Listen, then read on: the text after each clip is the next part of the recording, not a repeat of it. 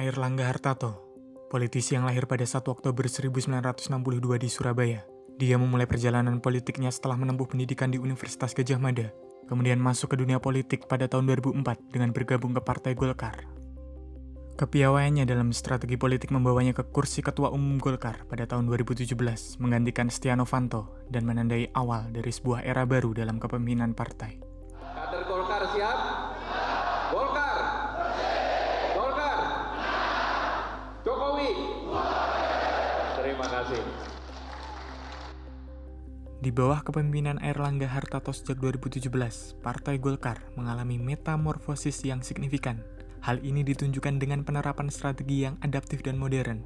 Golkar menunjukkan peningkatan elektabilitas yang substansial pada pemilihan umum 2024. Kepemimpinan Airlangga tidak hanya memperkuat posisi dari Partai Golkar itu sendiri, tetapi juga memperlihatkan keahlian dalam politik strategis, di mana kekuatan dan pengaruh politik dirancang melalui pendekatan yang terstruktur dan terukur.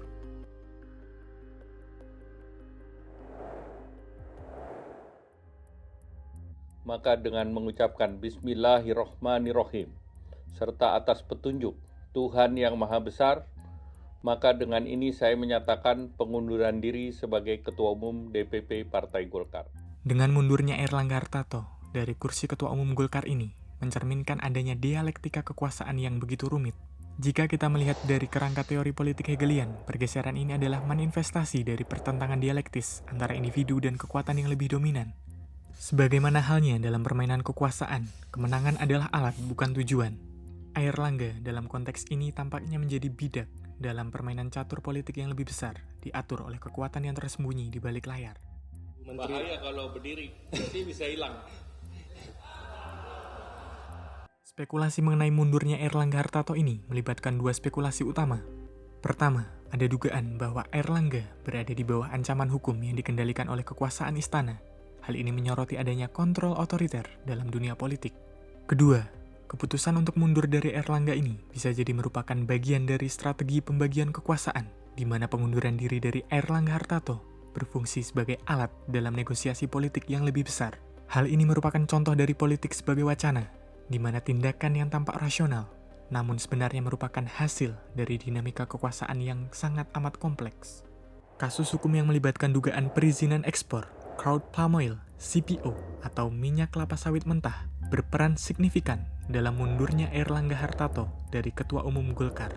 Berkacamata dari kerangka politik hukum, kasus ini tidak hanya berfungsi sebagai instrumen penegak hukum, tetapi juga sebagai alat strategis dalam permainan dunia politik.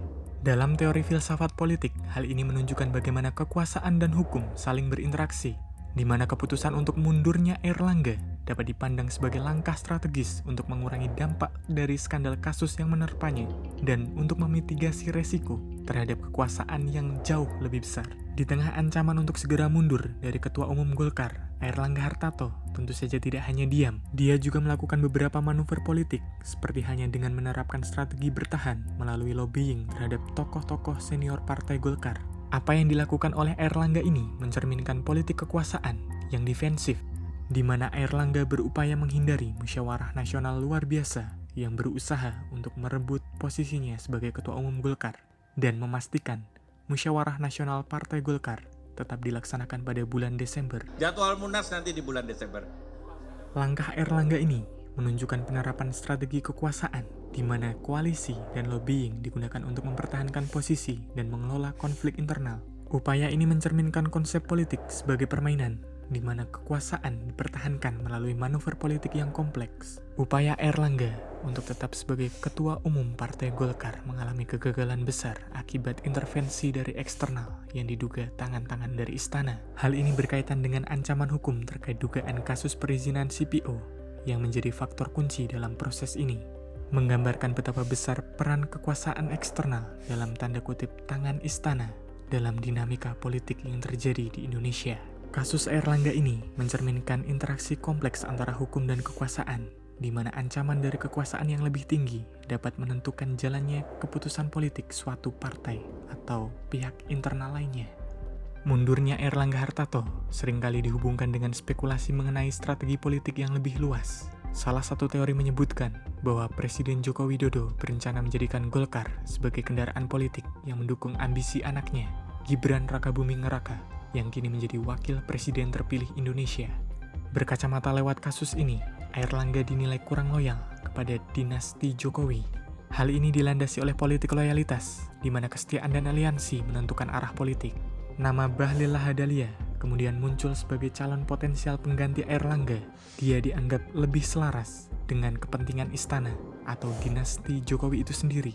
Pemerintahan Pak Prabowo Gibran sebagai kelanjutan daripada pemerintahan Jokowi Maruf Amin. Jadi kita harus lebih paten lagi. Soalnya Raja Jawa ini kalau kita main-main celaka kita.